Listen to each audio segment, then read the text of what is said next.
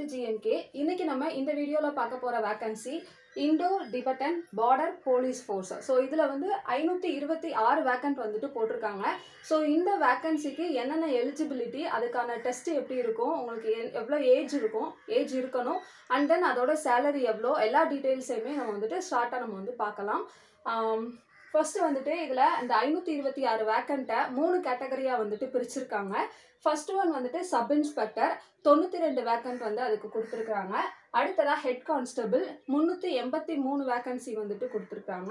மூணாவது category constable, மொத்தம் அதில் 51 வேக்கன்ட். ஸோ டோட்டலாக பார்க்கும்போது நமக்கு 526 வேக்கன்சி வந்துட்டு வருது. இதோட எலிஜிபிலிட்டி அப்படின்னு நம்ம பார்க்கும்போது நீங்கள் சப் இன்ஸ்பெக்டருக்கு வந்துட்டு அப்ளை பண்ணணும் அப்படின்னா நீங்கள் பிஎஸ்சி வந்துட்டு முடிச்சிருக்கணும். பிஎஸ்சி அப்படிங்கும்போது கட்டாயம் நீங்கள் அதில் ஃபிசிக்ஸ், கெமிஸ்ட்ரி, மேத்தமெட்டிக்ஸா இது ஏதாவது ஒரு சப்ஜெக்ட் வச்சு நீங்கள் வந்துட்டு படிச்சிருக்கணும். ஓகேவா? அதாவது ஃபிசிக்ஸ் மேஜர் இல்லை கெமிஸ்ட்ரி மேஜர், அப்படி இல்லை அப்படின்னா நீங்கள் மேத்தமெட்டிக்ஸ் மேஜராக இருந்தீங்கன்னா அப்ளை பண்ணலாம்.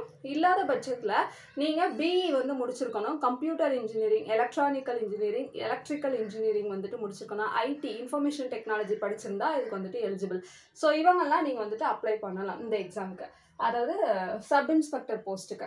அடுத்ததாக ஹெட் கான்ஸ்டபிள் பார்த்தோம் அப்படின்னா 12th ஸ்டாண்டர்ட் வந்துட்டு அதோட குவாலிஃபிகேஷன். 12th ஸ்டாண்டர்ட்லேயுமே கட்டாயம் நீங்கள் சயின்ஸை ஒரு மேஜராக வந்துட்டு எடுத்து படிச்சிருக்கணும். அப்படின்னா மட்டும்தான் நீங்கள் வந்து என்னென்னா இந்த போஸ்ட்டுக்கு எலிஜிபிள். ஹெட் கான்ஸ்டபிளுக்கு சயின்ஸ் அப்படிங்கும்போது ஃபிசிக்ஸ், கெமிஸ்ட்ரி, மேத்தமெட்டிக்ஸ் நீங்கள் வந்துட்டு 12th நீங்கள் ஒரு சப்ஜெக்டாக எடுத்து படிச்சிருந்தீங்க, ப்ளஸ் 45% மார்க் வந்துட்டு நீங்கள் வச்சுருக்கீங்க அப்படின்னா நீங்கள் இந்த போஸ்ட்டுக்கு வந்துட்டு அப்ளை பண்ணலாம். ஸோ மூணாவதாக நம்ம பார்க்க போகிறது கான்ஸ்டபிள் போஸ்ட். இதுக்கு வந்துட்டு 51 வேக்கண்ட் வந்து இருக்குது. இதுக்கான குவாலிஃபிகேஷன் வந்துட்டு 10th ஸ்டாண்டர்ட் இல்லைன்னா 10th standard. So 10th standard இல்லை அப்படிங்கிற பட்சத்தில் நீங்கள் 10th ஸ்டாண்டர்ட் முடிச்சு டிப்ளமோ முடிச்சிருக்கீங்கன்னா நீங்கள் வந்துட்டு எழுதலாம். முக்கியமாக டிப்ளமோவில் எலக்ட்ரிக்கல், எலக்ட்ரானிக் அந்த மாதிரி முடிச்சிருந்தீங்கன்னா உங்களுக்கு வந்து என்னென்னா போனஸ் மார்க்குமே உண்டு. அதாவது டிப்ளமோ முடிச்சிருக்கீங்க அப்படின்னாலே உங்களுக்கு இதில் போனஸ் மார்க் வந்துட்டு கொடுப்பாங்க கான்ஸ்டபிள் போஸ்ட்டை பொறுத்த வரைக்கும். ஏன்னா அது வந்துட்டு ஒரு டிசரபிள் குவாலிஃபிகேஷனாக வச்சுருக்காங்க. ஏன்னா எஜுகேஷனல் குவாலிஃபிகேஷன் 10th தான், அதை வந்துட்டு டிப்ளமோ இருந்துச்சு அப்படின்னா இன்னும் சிறப்பு அப்படிங்கிற மாதிரி டிசரபிள் குவாலிஃபிகேஷனாக கொடுத்துருக்கனால உங்களுக்கு அந்த இது இருந்துச்சு, அந்த டிப்ளமோ முடிச்சிருக்கீங்கன்னா உங்களுக்கு போனஸ் மார்க் வந்துட்டு கொடுப்பாங்க. அடுத்ததாக என்னென்னா ஐடிஐ, நீங்கள் வந்துட்டு 10th முடிச்சு ஐடிஐயில் 10th முடிச்சிருக்கணும். ஓகேவா? 10th முடிச்சு நீங்கள் ஐடிஐ படிச்சிருக்கீங்க அப்படின்னாலும் நீங்கள் வந்துட்டு இந்த போஸ்ட்டுக்கு எலிஜிபிள். அடுத்ததாக நம்ம பார்க்க போகிறது date. So important date, starting date application வந்துட்டு என்னைக்குன்னா 15th நவம்பர் 2024 வந்துட்டு ஸ்டார்ட் பண்ணியிருக்காங்க. அப்ளிகேஷன் க்ளோஸ் ஆகக்கூடிய டேட் வந்துட்டு 14th டிசம்பர் 2024. ஸோ 14 டிசம்பர் அன்றைக்கி நைட்டு 12 மணி வரைக்கும் உங்களுக்கு அப்ளிகேஷன் விண்டோ வந்துட்டு ஓப்பனில் இருக்கும். அது வரைக்கும் நீங்கள் அப்ளை பண்ணிக்கலாம். அடுத்ததாக நம்ம பார்க்க வேண்டியது சேலரி. ஸோ சேலரின்னு பார்க்கும்போது சப் இன்ஸ்பெக்டர் போஸ்ட்டுக்கு வந்துட்டு 35,400 ரூபாயில் ஆரம்பிக்கிறாங்க. ஸோ நீங்கள் ஜாயின் பண்ண மந்த் வந்துட்டு இவ்வளோ தருவாங்க, போக போக எல்லாமே வரும். ஸோ லாஸ்ட்டாக பார்த்தீங்கன்னா 1,12,400 வரைக்கும் தராங்க. அடுத்ததாக ஹெட் கான்ஸ்டபிள் போஸ்ட்டுக்கு 25,500 ஸ்டார்ட் பண்ணி 81,100 வரைக்கும் போகும். அடுத்ததாக கான்ஸ்டபிள் போஸ்ட்டுக்கு 21,700 ஆரம்பித்து 69,100 வரையும் வந்துட்டு தராங்க.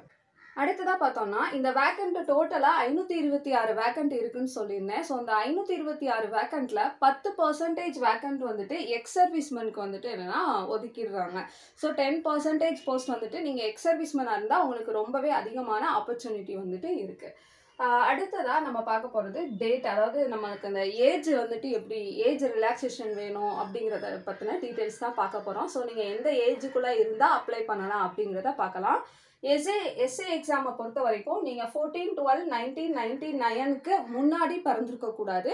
ஸோ 1999 இருந்து 2004 நீங்கள் பிறந்திருக்கீங்க அப்படின்னா நீங்கள் அப்ளை பண்ணலாம். அடுத்து ஹெட் கான்ஸ்டபிள் பொறுத்த வரைக்கும் நீங்கள் 1999 இருந்து 2006 நீங்கள் பிறந்தவங்களா இருந்தால் நீங்கள் வந்து எலிஜிபிள். அடுத்ததாக கான்ஸ்டபிள் போஸ்ட்டுக்கு 2001 இருந்து 2006 நீங்கள் வந்துட்டு பிறந்திருக்கணும். ஸோ டேட் வந்துட்டு பார்த்துக்கோங்க, 14th டிசம்பர் தான் உங்களுக்கு வந்துட்டு டேட்டு. ஸோ இந்த இயர்க்குள்ளே நீங்கள் பிறந்திருக்கீங்க அப்படின்னா நீங்கள் வந்துட்டு இந்த எக்ஸாமுக்கு எலிஜிபிள். அது மட்டும் இல்லாமல் ஏஜ் ரிலாக்ஸேஷன் அப்படிங்கிறது எல்லா எக்ஸாம்லேயுமே கொடுப்பாங்க. ஸோ இதில் வந்துட்டு எஸ்சி எஸ்டிக்கு 5 years வந்துட்டு ஏஜ் ரிலாக்ஸேஷன் கொடுக்குறாங்க. ஓபிசியில் நான் க்ரீமி லேயருக்கு 3 இயர்ஸ் கொடுக்குறாங்க. எக்ஸ் சர்வீஸ்மேனாக இருந்தீங்க அப்படின்னா எக்ஸ் சர்வீஸ்மேனில் ஓப்பன் கேட்டகரியில் அப்ளை பண்ணால் 3 இயர்ஸும், ஓபிசி நான் க்ரீமி லேயரில் 6 இயர்ஸும், எஸ்சி எஸ்டிக்கு 8 இயர்ஸும் வந்துட்டு கொடுக்குறாங்க. அடுத்து நீங்கள் கவர்மெண்ட் ஜாப்பில் இருக்கீங்க, ஒரு கவர்மெண்ட் எம்ப்ளாயியாக இருந்து நீங்கள் இந்த எக்ஸாம் வந்துட்டு அப்ளை பண்ணுற பட்சத்தில் உங்களுக்கு 5 இயர்ஸ் வந்துட்டு ஏஜ் ரிலாக்ஸேஷன் கொடுக்குறாங்க. அது போக நீங்கள் என்சிசி சர்டிஃபிகேட் வச்சுருக்கீங்கன்னா வச்சுருந்து நீங்கள் அப்ளை பண்ண பட்சத்தில் உங்களுக்கு இதுக்கும் என்னென்னா போனஸ் மார்க் இருக்குது.